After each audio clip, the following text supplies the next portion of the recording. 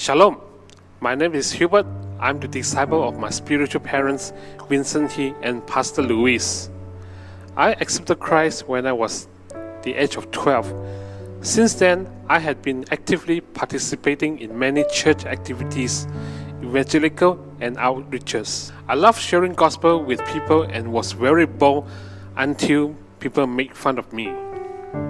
But that didn't discourage me from continuing in sharing the gospel. I rejoiced and thanked God when they accepted Christ and their lives would change, become better, quit from bad habits and destructive lifestyle.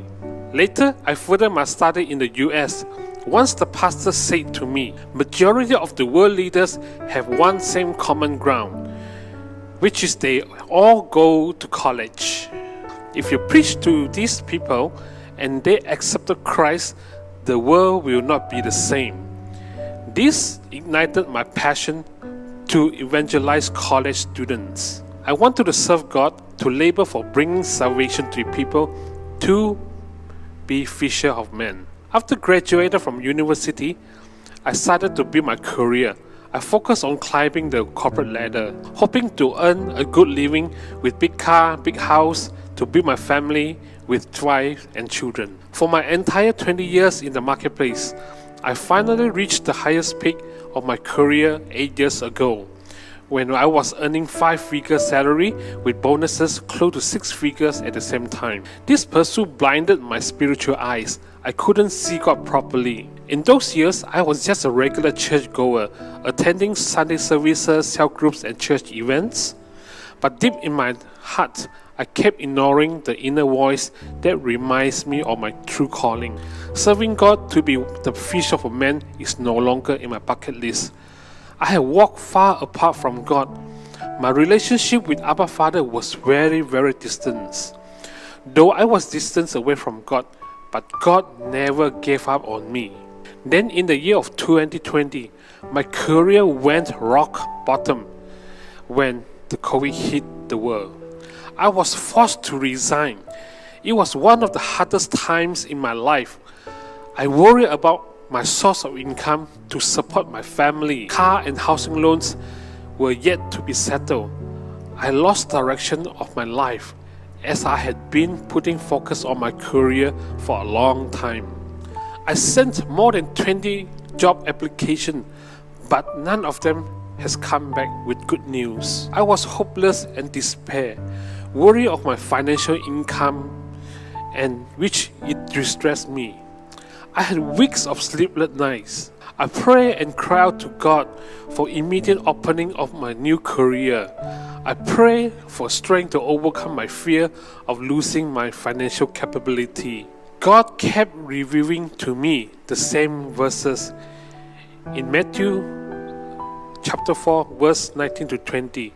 It says, "Then he said to them, 'Follow me, and I will make you fisher of men.' They immediately left their nets and followed him." As I read these verses, suddenly my memory flashed back to the prophecy that once a pastor said to me, to let go and let God control, walk into my calling to be the co-worker of GA. The still same voice in me was telling me, it is the time to respond to my true calling. Don't wait, just go. Have faith in God, and God will take care of my living. Follow God and start my journey to be the fisher of men. I finally decided to let God control. About a month later, Reverend Esther offered me a post in church media department. Without hesitation, I took the offer without realizing that this is indeed the master plan of God to lead me back to the correct path to fulfill my destiny that I ignored and lost. After I decided to become the full-time co-worker in GA611, miracles kept coming one after one another.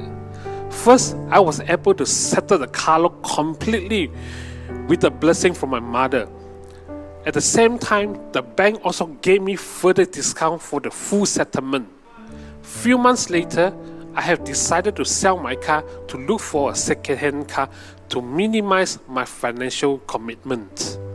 And about 6 months ago, my wife was promoted to an important job post in the Ministry of Education.